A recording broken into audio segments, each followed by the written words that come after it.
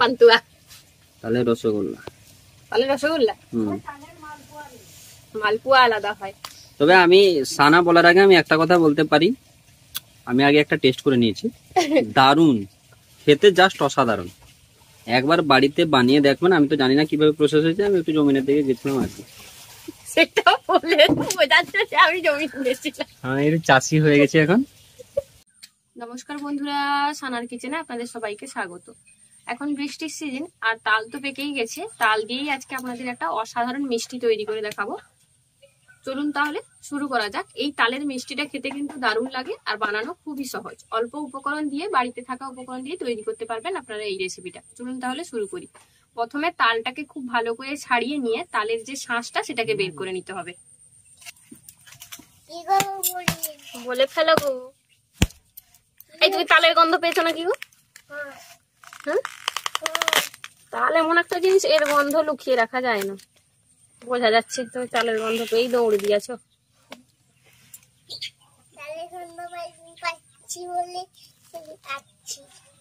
আচ্ছা আচ্ছা, একটা আনবে, যাও দিয়ে বচবে।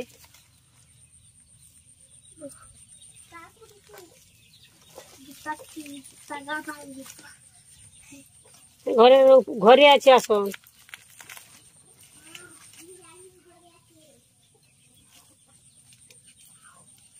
না, পোকা টোকা নেই বাবু। তাল ছাড়ানোর আগে অবশ্যই দেখে নিতে হবে তালের মধ্যে পোকা হয়েছে কিনা।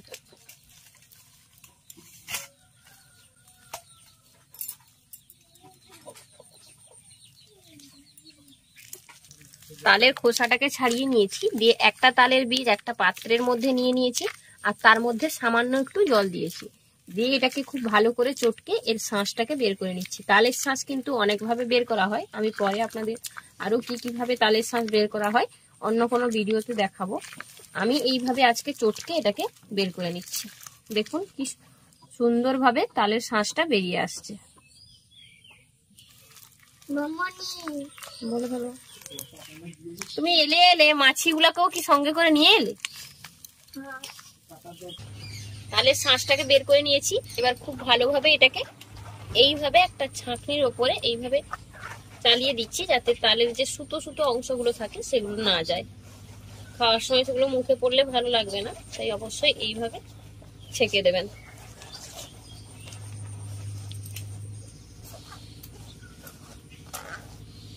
দেখুন তালের পাল্পটা তো বের করে নিয়েছি।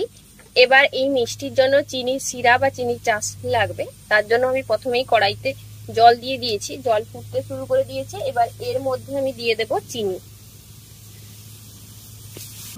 দেখুন চিনিটা খুব ভালোভাবে গলে গেছে। এটাকে খুব ভালোভাবে একদম ফুটিয়ে নেব। একটু চটচটে শিরা তৈরি করব। এটা কিন্তু কোনো একতার বা দুতারের চিনির শিরা হবে না, একটু চটচটে হবে, দিলেই নামিয়ে নেব। দেখুন আমাদের চিনির রস বা শিরা একদম রেডি। এটা কিন্তু একতার বা দুতারের চাশনি করলাম না, চটচটে হয়েছে শিরাটা। এবার এটাকে একটা পাত্রে আমি নামিয়ে নেব।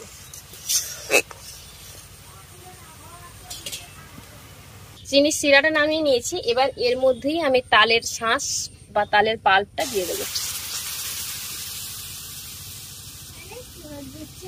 তালের পাল্পটা দিয়ে দিয়েছি। এবার অল্প পরিমাণে এর মধ্যে আমি জল দিয়ে দেবো, দিয়ে এটাকে খুব ভালো করে প্রথমে ফুটিয়ে নেব।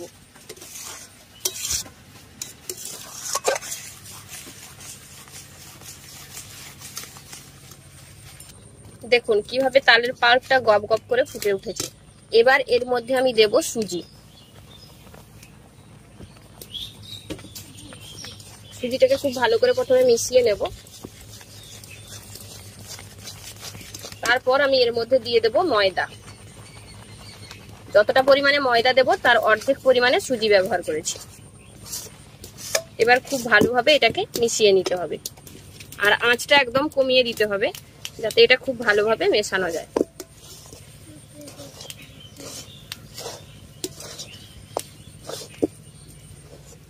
আর খুব ভালোভাবে মেশাতে হবে যাতে এটা দলা না পাকিয়ে যায়। দেখুন এইভাবে মেশাতে মেশাতে এটা খুব ভালোভাবে মেশানো হয়ে যাবে আর আস্তে আস্তে শুকনোও হয়ে যাবে। খুব ভালোভাবে মিশিয়ে নিয়ে এটাকে দেখুন শুকিয়ে নিয়েছি, একদম কড়াই থেকে ছেড়ে এসেছে। আর এটা কিন্তু দলা পেকে যায়নি। এবার এটাকে একটা পাত্রে নামিয়ে নেব। আর যে পাত্রে নামাবো তার মধ্যে কিন্তু আগে থেকে ঘি অথবা তেল খুব ভালো করে মাখিয়ে রাখতে হবে, যাতে এটা পাত্রের গায়ে না লেগে যায়। ডোটাকে নামিয়ে নেওয়ার পর ওইরকম গরম থাকতে থাকতে ভালো করে হাতের সাহায্যে মধ্যে নিয়ে এইভাবে একটু টুকরো নিয়ে এইভাবে গোল চ্যাপটা চ্যাপটা করে নিচ্ছি, যেভাবে আমরা সুজি রসবড়া বানাই সেরকম ভাবে। এটা হলো তালের রসরাজ বা রসবড়া বা রস ভরা যাই বলুন না কেন। সামনেই তো জন্মাষ্টমী, আপনারা চাইলে কিন্তু এই রেসিপিটা তৈরি করতে পারেন। এইভাবে চ্যাপটা চ্যাপটা শেপে বানাচ্ছি, আপনারা চাইলে কিন্তু চৌকো শেপেও তৈরি করতে পারেন অথবা পছন্দ মতো শেপ দিতে পারেন। যদি হাতের মধ্যে লেগে যায় মনে হয় তাহলে সামান্য একটু ঘি মেখে নেবেন। তবে আমার হাতে কিন্তু দেখুন লেগে যাচ্ছে না, কারণ ডোটা খুব সুন্দর পারফেক্ট ভাবে হয়েছে। আর একটু গরম থাকতে থাকতেই কাজটা করবেন, না হলে কিন্তু একদম ঠান্ডা হয়ে গেলে ডোটা শুকিয়ে যাবে আর করতে সহজ হবে না। এদিকে এগুলোকে ভাজার জন্য তেল গরম করে নিয়েছি। এবার গরম তেলের মধ্যে এগুলো ছেড়ে দেবো।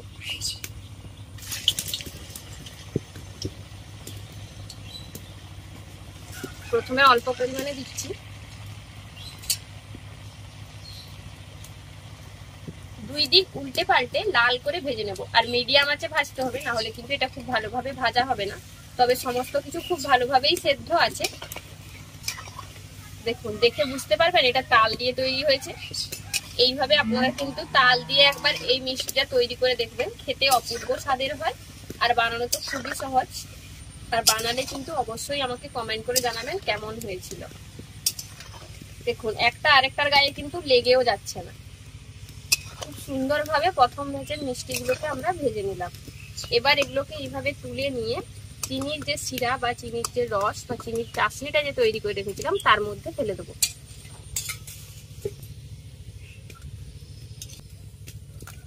সেগুলো চিনির শিরার মধ্যে থাক, ততক্ষণে আরো কিছুগুলো পিঠে ভেজে নিচ্ছি। দেখুন, এখন কিন্তু অনেকগুলো পরিমাণে দিয়েছি, তাও কিন্তু একটা আরেকটার গায়ে লেগে যায়নি। খুব সুন্দরভাবে মিষ্টিগুলো তৈরি হচ্ছে।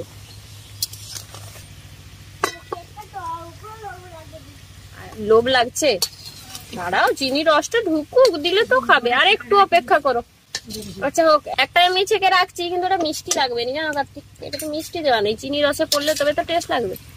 সেকেন্ড ব্যাচের গুলোও ভেজে নিয়েছি। এবার এগুলোকেও তুলে দেবো। তুলে নিয়ে এই গরম অবস্থায় কিন্তু আমি এগুলোকে চিনির যে রস বা চিনির শিরাটা আছে তার মধ্যে ফেলে দিলাম।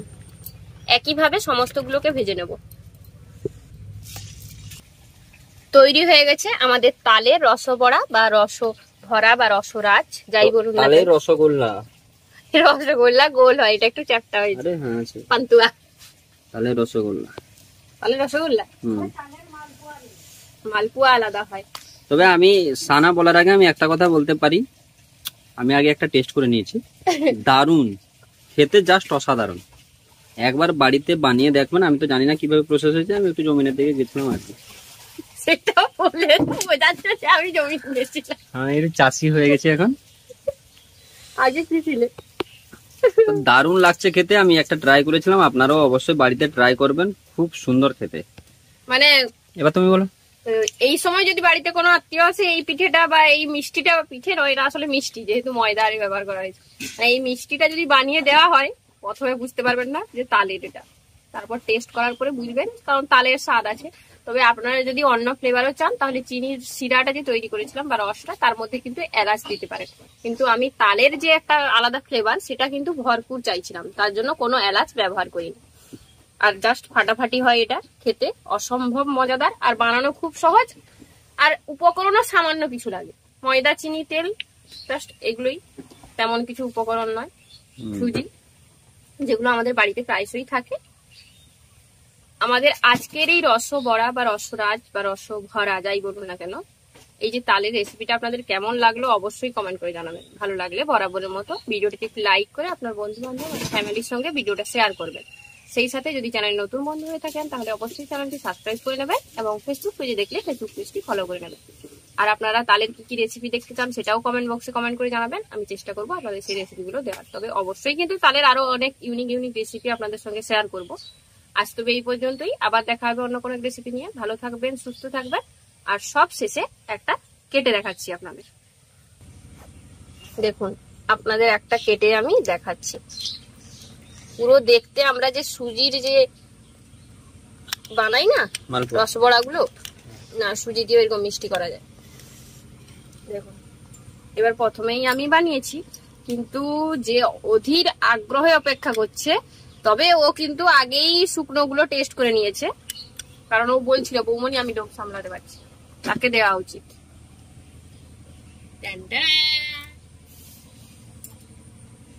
কার্তিক আগে খেতে দেবে ওকে, মন ভরে খাচ্ছে। কিছু বলুন। চাপে পড়ে যায় বেচারা, কোনো খেতেও দেয় না। কেমন হয়েছে রে? খাই আগে তুমি কবা। একটা খেলি তো, আর কত খাবি? ভালো লেগেছে। ভালো লেগেছে। হ্যাঁ, কেমন হয়েছে বলো? দারুণ লেগেছে। দারুণ লেগেছে। আচ্ছা হোক, এই নাও, তোমাকে হাত দিয়ে খাই দেবো। দাও আমাকে দাও। টেনটেরা।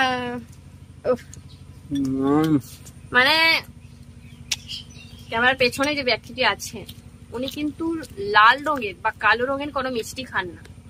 দোকান থেকে কালো জাম, পান্তুয়া বা লাল কালো যেসব মিষ্টি হয় সেগুলো কিন্তু খান না। কি না, লাল কালো মিষ্টি খেলে নাকি লোক কালো হয়ে যায়, এটা ওনার মতামত। তবে এটা খুব মন ভরে খাচ্ছেন, এটা দেখেই আমার ভালো লাগছে।